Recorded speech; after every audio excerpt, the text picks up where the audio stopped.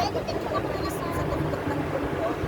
Kasi makikita mo yung araw, pero magandang. So, ito yung tinatawag nila na silay. Kasi doon sa banda, dagat, beach lang doon. Ito naman, disyerto. Ngayon, punta kayo doon sa dagat. Yan. Tapos gusto nyo mag-riding, anong tawag doon sa, anong tawag doon, masakay ka parang jeep doon sa taas.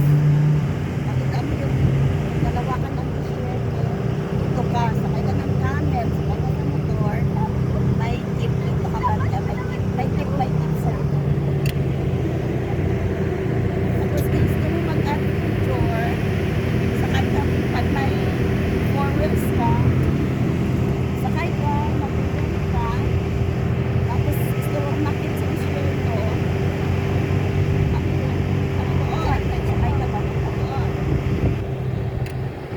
Kaya ito yung riding sa Middle East. Lalo na ngayon, maganda yung ano ngayon yung Pinipicturean mo saan nakatingin.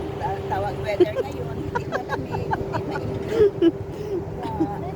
Hi. Here lang tayo guys, kasi once in a blue, like once a year lang ito nangyayari, na yung weather dito maganda, malamig. Hi, Jenny! Ah, pumunta din tayo. At kita nyo guys, ang daming tao dito. Yung hapon. Yan, kita nyo ang mga motor na yan. Yan, nakasakay na ako dyan. Kasi, ano lang naman yan. Ate. So, sabihin mo ninyo na yung Middle East boring. No. Pag-enjoy ka. Ang daming libangan dito sa disyerto.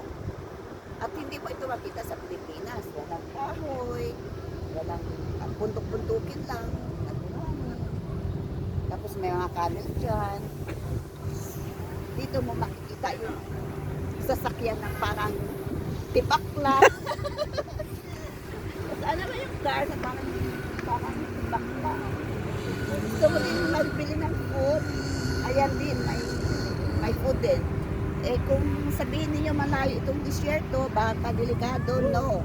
Kahit saan, ang daming pulis, kahit saan, ang daming ambulance. Kaya don't worry guys. Ayan na. Hindi ba mag-iangkas dyan? Hindi ba mag-iangkas?